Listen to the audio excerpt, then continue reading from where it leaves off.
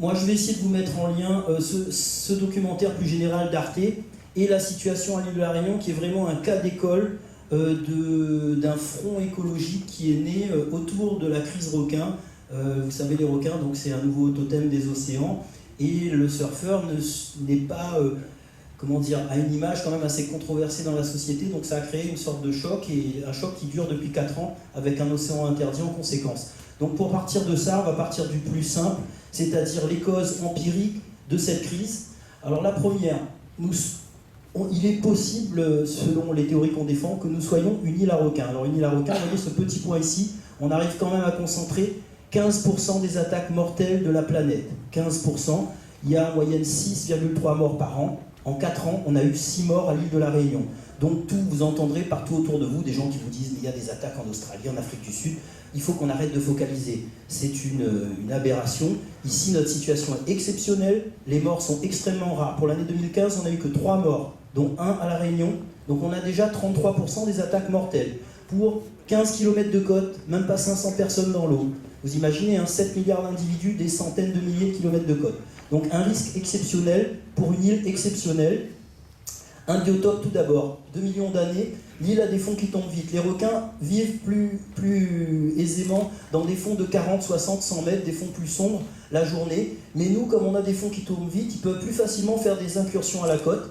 Contrairement à Maurice, qui est un plateau continental, une barrière beaucoup plus étendue, où ces interactions sont ont beaucoup moins de chances d'arriver. En plus, notre exposition géographique au houle austral fait qu'on a développé le nautisme depuis 50 ans de façon exceptionnelle. Maurice a même pas 1/10 de notre potentiel en termes d'activité nautique. Donc ces deux facteurs font que Maurice, à 200 km, avec des requins qui sont soi-disant migrateurs, qui le sont sûrement un petit peu, n'a pas d'attaque de requins et n'a pas d'attaque mortelle.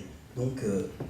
Ensuite, donc on revoit ça ici, la ligne des 100 mètres géologique, vous voyez ici, elle passe à peu près à ce niveau-là. Et là, c'est la zone balnéaire, la petite zone corallienne, la seule qui a un intérêt privilégié à l'île de la Réunion, où se trouve la préserve marine. Alors, on a une problématique spécifique. L'urbanisation est principalement dans cette zone, qui est la zone protégée par les montagnes, donc la zone sous le vent. Et c'est là où le corail a pu se développer, parce que c'est le seul endroit où il n'y a pas trop de pluie. Le corail ne peut se développer que là où où l'eau n'est pas trop chargée en eau douce, parce que ça empêche le corail de pousser. Contrairement à Maurice, qui a du corail sur tout son pourtour, où là, il pourrait très facilement déplacer la réserve dans des zones moins habitées. Mais nous, non. C'est ici qu'on l'a mis, parce que c'était l'endroit à protéger, là où il y avait quelque chose de significatif à protéger, mais c'est aussi l'endroit où on avait développé pendant 50 années des activités nautiques.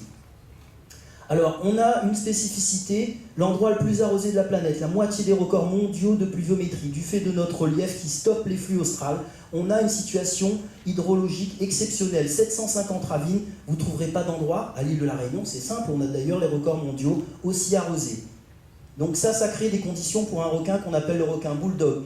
Dont, alors je parle de l'arrivée ou du développement, on ne sait pas quand c'est qu'ils sont arrivés, peut-être qu'ils sont là depuis des siècles et des siècles, mais en attendant, quand on regarde un petit peu l'histoire, excusez-moi, c'est là-bas. Quand on regarde l'histoire, on voit cette lithographie, vous voyez le nez carré, ça ressemble déjà à un tigre, même le deuxième qui est sur la plage.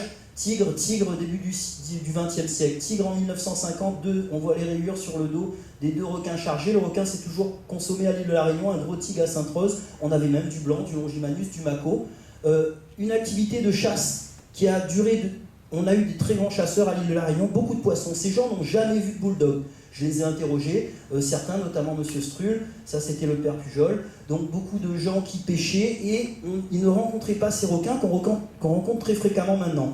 Une étude de 79, un document du quotidien, je remercie Marc Bernard pour ce document, où on voit que le bulldog est quasiment inexistant à cette époque. Il y a de tout, même du requin blanc. On vous explique que les requins sont gentils à la Réunion, contrairement à leurs cousins du canal du Mozambique. Et je vous rappelle que le requin bulldog s'appelle le Zambezi shark, donc requin du Zambèze, qui se jette dans le canal du Mozambique, donc c'est son lieu d'origine précisément. Et on avait très peu de requins, et toutes les activités nautiques, ils vous disent, se passaient sans aucune encombre. Quand il y avait une attaque, c'était quelqu'un qui était emporté par le courant, qui se blessait sur le corail, et qui se faisait attaquer par des requins du large. Ici, l'UICN vous montre qu'aucune carte ne vous mentionne l'existence de bulldogs dans les Mascareignes, ils se cantonnent au canal du Mozambique. Donc, j'en avais discuté avec des spécialistes, il est possible que cette espèce ait invaginé pour arriver jusqu'à notre secteur, comme ça c'est vu pour les requins cuivres en Australie, d'après un grand spécialiste qui a développé une théorie là-dessus. Ici, les premiers bulldogs qu'on a formellement, ce premier identifié par Grevin en 94, ensuite celui d'un jeune pêcheur en 99 identifié par un musée. Donc on a l'arrivée de ce requin un petit peu à l'étang salé, ça c'est dans le livre Le Temps Longtemps, années 70, c'est le plus vieux que j'ai trouvé ici. Ensuite, alors, le taux de reproduction de ces requins est assez exceptionnel. On vous parle souvent, tous les spécialistes, si vous avez vu le reportage de Jérôme Delafosse, un requin fait un petit tous les 25 ans, c'est extrêmement fragile, il n'y en a plus sur la planète, sauf que le bulldog, on appelle ça le rat des mers. Il a un taux de reproduction assez élevé, 13 à 14 petits, voire 15. Le tigre jusqu'à 83 quand même. Et donc ça, c'est 2 femelles qui ont été capturées, une en 2012, une autre en 2013 après la petite Sarah, de la plage directement. Donc vous voyez déjà une petite idée de ce que ça peut faire quand ce n'est plus pêché depuis 1999. Cette femelle tigre avait 43 bébés dans le ventre, pêchés par le comité des pêches dans le cadre de la ciguatera. Ça, c'est des jeunes, des Réunionnais qui pêchent du requin. Partout, on pêche des bébés requins à l'île de la Réunion, c'est infesté de bulldogs. C'est infesté, je suis désolé, quand on voit toutes ces images maintenant avec les réseaux sociaux, sachez que les restitutions du programme scientifique, le 25 février nous ont dit les requins se reproduisent à Réunion, mais on ne sait pas s'ils mettent bas à l'île de la Réunion. Ce qui est quand même, moi je leur ai dit, écoutez, ouvrez votre ordinateur, regardez un petit peu, il me semble quand même qu'il y a des requins qui mettent bas à l'île de la Réunion. Donc bulldog également. Alors il y a aussi la fin de la pêche des requins côtiers qui a contribué à cette situation exceptionnelle ici, avec la Libye de la ciguatera, et aussi le nouveau statut du requin qui fait l'objet d'une sympathie sans commune mesure. Le requin est devenu vraiment un emblème des océans, duquel dépend la survie de ces mêmes océans et donc de l'humanité par effet de cascade. Donc la ciguatera, on la voit où elle est répartie. Alors un fait, encore une aberration du système français, on interdit ici le dernier rapport de l'ANSES d'août 2014 parce qu'on est trop près de Madagascar. Mais à Mayotte, qui est un département français, ce n'est pas interdit. Quand vous dites ça au préfet, il vous dit « Ah ouais, je vais informer le préfet de Mayotte pour qu'il interdise aussi. » Vous voyez la fuite en avant. Pourtant, nous restons le seul endroit de la planète où c'est interdit de manger du requin côtier, tigre et bulldog. Et pour ceux qui ont pu goûter, franchement, les gens qui pêchent ces requins que vous avez vus en photo, ils les mangent, il n'y a pas de malade. Le seul cas qu'il y a eu, c'était en 1992, il a été soigné, c'est la famille Réam qui habite à Saint-Paul que j'ai rencontré, ils se portent bien, bon, ils ont été gravement malades, mais bon, c'est pas la même situation qu'à Madagascar. La 4e cause pour nous, la réserve marine. Alors pas tant comme a dit Christophe, l'effet, garde-manger, moi je suis plus sur ce domaine-là, c'est-à-dire le principe de désinhibition. Une étude qui a été mise en place, une étude bibliographique en 2000 réalisée par Séverin, vous parle de tout ce qu'apporte une réserve marine sur le comportement des poissons. Cette étude vous explique diminution du stress, effet refuge, je vais passer très vite, retour de certaines espèces, croissance rapide, concentration plus élevée d'adultes de grande taille, l'homme n'intervenant plus en tant que prédateur, il n'est plus perçu comme une menace. Ça autorise des comportements qui avaient disparu avec l'homme. Et ça a été fait principalement sur des mérous, mais quand on regarde, on a exactement le même type d'étude qui vous explique que les prédateurs tels que les requins bénéficient directement de la mise en place d'une réserve marine. Donc la question est de se dire, je vous ai posé 4 hypothèses, on a Bernard Serré aussi, qui donc un des grands chercheurs français qui disait dès 2011, il a été muselé par la suite, parce que je l'ai rencontré à Paris en juin 2013, et il m'a dit, monsieur Nativel, vous êtes infesté, il faut accepter de fermer l'océan à l'île de la Réunion, faites un parc à requins, c'est magnifique, c'est ça l'avenir pour votre île. Je lui ai dit, si vous trouvez un homme politique qui accepte ça, et bien là, franchement, je mange mon chapeau. Et bon, heureusement, on a eu quand même des gens qui ont compris qu'une île sans la mer, ce n'est pas possible. Voilà ce qu'on essaie de nous imposer, ce sont les grands chercheurs de Paris qui gèrent pour nous le risque requin. Donc c'est lui qui conseille l'État, bien évidemment. Et lui, c'est lui le premier à avoir parlé du garde-manger, c'est lui dès 2011. Donc, alors, mes questions, c'est étant donné ce biotope exceptionnel, les pluies, notre géologie, étant donné le développement du nautisme financé par des aides d'État, l'étroitesse de notre territoire, étant donné la présence historique de requins, cette arrivée du bulldog qui a été constatée par ces mêmes scientifiques, étant donné l'arrêt de l'effort de pêche depuis 1999 à cause de la ciguatera, étant donné les données scientifiques disponibles sur l'effet réserve, comment se fait-il qu'on ait mis en place une réserve marine sans tenir compte de ces mêmes prédateurs? Je vous signale que dans une des réunions en 2006, de concertation soi-disant, un grand pêcheur ici, M. Gazo pour ne pas le citer, avait dit en réunion, attention, si vous mettez la réserve sous cette forme, on risque de voir revenir les requins. Vous savez ce qu'ils ont fait? Tout le monde était mort de rire. Voilà où on est en 2015 en attendant à ne pas écouter les gens du terrain. Alors, incompétence ou parfaite connaissance de cause, moi j'appelle ça des apprentis sorciers, avec une expérimentation grandeur nature. Pour ceux qui ont vu le film de Tézi, on voit des petits scientifiques qui sont là, qui attendent, ouh, il y a une attaque, ils vont vite voir, ils relèvent les balises, ouf, c'est pas Estelle et Fanny, et ils s'assiedent, ils attendent la suivante. 3 morts pour 3 ans d'expérimentation qui ont strictement rien apporté en termes de réduction du risque. On aurait aimé, comme a dit monsieur le député maire, qu'on sécurise d'abord et qu'on étudie ensuite. Il ne faut pas confondre la sécurisation des vies humaines et des données sur l'écosystème, sur les animaux. C'est 2 choses différentes. Un prédateur se traite en tant que tel. Ce n'est pas un joujou, comme disait la femme d'une victime de Monsieur Édouard en Australie. On ne joue pas à Dieu avec les requins. C'était la femme d'une victime qui disait ça vis-à-vis de la vision des scientifiques, effectivement. On a cette impression de temps à autre. Alors je vais accélérer maintenant sur les enjeux géopolitiques avec l'exemple du Pacifique Ouest pour comprendre un petit peu, pour faire le lien avec le film d'Arte. Ça, c'est la zone du Pacifique Ouest, l'Australie. Il y a des gros enjeux avec toute l'Asie qui se situe ici. La Nouvelle-Calédonie qui est, alors Polynésie française ici, et Nouvelle-Calédonie qui est, alors je ne vais pas me tromper, elle est là. Donc voici comment sont découpées toutes ces aires qui appartiennent à des pays. Vous avez entendu parler des sanctuaires requins, du réchauffement climatique. Les îles se mobilisent contre le réchauffement climatique. Il paraît que ce sont les îles qui vont sauver la planète du réchauffement climatique. Pourquoi ? Parce que c'est les premières qui risquent d'être submergées et ainsi de suite. Donc un gros battage médiatique là-dessus pour toucher l'opinion. On a donc ici Océania 21, présidé par Nicolas Hulot, qui l'a mis en place en tous les cas, qui était très actif dans ce lobby. Toutes ces îles que vous avez vues, elles sont toutes là. Et c'est un consortium qui vise à transformer toutes ces îles en sanctuaires requins et en réserves marines. Alors vous me direz pourquoi cette focalisation sur le requin ? Tout simplement parce que le requin est une capture accessoire des navires asiatiques. Des navires d'une façon générale, même la Sapmer pêche beaucoup de requins et les relâche vivants ou morts, mais c'est un dommage collatéral de la pêche. Donc quand vous dites que vous protégez le requin, vous interdisez tous les bateaux de pêche dans le secteur. Donc c'est quand même assez intéressant pour eux.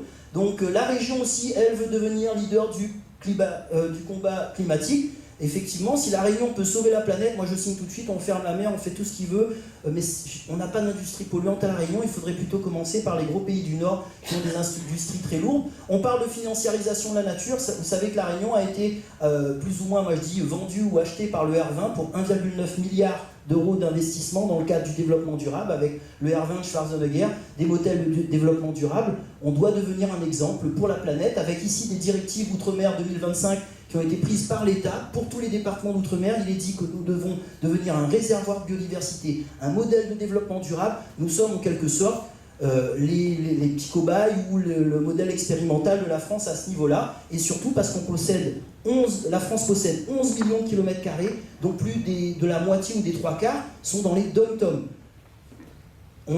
La France a mis 6 millions de kilomètres carrés en sanctuaire requin, l'ensemble des eaux de la Nouvelle-Calédonie et l'ensemble des eaux de la Polynésie française, 6,1 millions de kilomètres carrés. Ça, c'est un géographe très, très bien, Jean-Christophe Gué, qui a fait une publication pour expliquer l'instrumentalisation des îles. Et il vous explique qu'en fait, tout ça, ce statut de réfugié climatique avec les eaux qui montent, c'est pour se placer en victime du développement et permet d'obtenir des compensations. La Réunion obtient des compensations si elle se met elle aussi dans cette course à la lutte contre le réchauffement climatique, et ça passe bien évidemment par des parcs, des réserves et par l'exclusion des activités humaines. On en fait les frais actuellement. Alors oui, il note aussi bien sûr, avec au même titre que le blanchiment de capitaux, vous pourrez le lire, c'est disponible sur internet, réchauffement climatique, l'instrumentalisation des îles, ça fait bien rire. Tous ces endroits sont devenus sanctuaires requins depuis 2008. Kiribati, Palau, Maldives, Honduras, Guam, île Marshall, Marianne, Chili, Tokelau, Bahamas, Marquise, île Australe, Polynésie française, et c'est pas fini. Là, il vient d'avoir encore Remote Island, il y a eu encore 2 ou 3 archipels. C'est une accélération sans précédent. Tout ça est mis principalement en place par Pew, une méga ONG qui pèse 5 milliards de dollars, qui embauche des chefs de guerre à la tête pour sauver la nature. Vous verrez que c'est que des chefs de guerre. Pareil ici, Pew, en Australie, c'est un amiral qui administre Pew. Quand ils ont fini leur retraite, ils passent à la conservation de la nature. Même Obama, il est très gentil, se lance dans une conservation tout azimut, mais surtout dans les autres pays. D'ailleurs, Pew s'est installé en France. Pew s'est installé à Tahiti et donc a mis tout ça en réserve requin et réserve marine. Pew s'est installé donc là-bas. On n'a plus le droit de mutiler, de capturer, de transporter, de détenir, de commercialiser, d'importer Même si vous avez une dent de requin, vous risquez de finir en prison. Pareil pour la Nouvelle-Calédonie, Pew qui se félicite pour le sanctuaire là-bas. Ils ont installé leur bureau au Trianon, je crois, ça s'appelle les beaux bureaux là-bas. Et tout ça se fait sous fond d'accord avec les indépendantistes sur place. Ici, vous avez Le Crène, qui est un des chefs indépendantistes avec Nicolas. Et pourtant, là-bas, vous voyez, Tahiti, ils n'ont pas trop de problèmes parce qu'ils n'ont pas de bulldog. Ils ont pris l'habitude de prélever quand il y a un prédateur dangereux. Par contre, en Nouvelle-Calédonie, il y a du bulldog, il y a du risque, il y a du grand blanc. Et là-bas, maintenant, depuis 2013, sont interdits en tout temps la pêche, la capture, la détention de requins ou toute partie de l'animal, la découpe, le transport, la commercialisation, l'exposition à la vente, l'achat, l'exportation. On ne pourrait pas faire de législation plus rigoureuse. Moi, la question que je pose, c'est comment ils feront les Néo-Calédoniens s'ils ont une crise requin comme la nôtre? Nous, on n'a pas ça. On a le droit de mettre une mâchoire requin, de toucher au requin à l'île de la Réunion, et on n'y arrive pas. Alors imaginez-vous tous ces pays qui se sont transformés avec une telle législation, et je vais finir, le cluster nouvelle... Alors les autres enjeux qu'il y a derrière la financiarisation, là c'est sur du concret, des voies de navigation, des matières premières.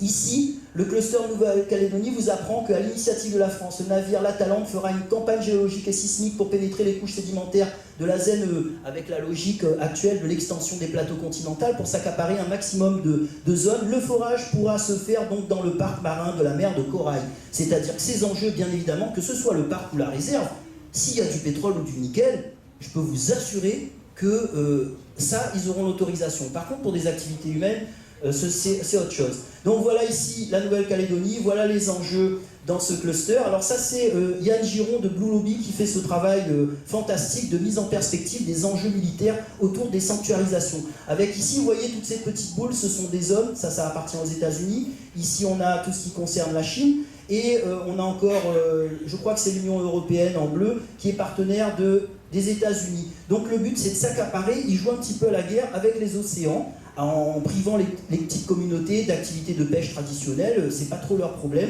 Et le but, ils se réservent tout ça avec une stratégie en collier de perles, donc se créer des cordons pour empêcher les uns et les autres de passer. Vous voyez, ça c'est les voies, le pivot, on appelle ça le pivot maritime Asie-Pacifique, avec les voies de navigation des Chinois, des Américains, et tout ça c'est des... Alors ici vous avez les Chagos que vous connaissez, des enjeux géostratégiques mais fondamentaux. 70% de la planète est couvert par les océans. Ils ont déjà épuisé toute la planète sur Terre. Maintenant les enjeux sont sous la mer.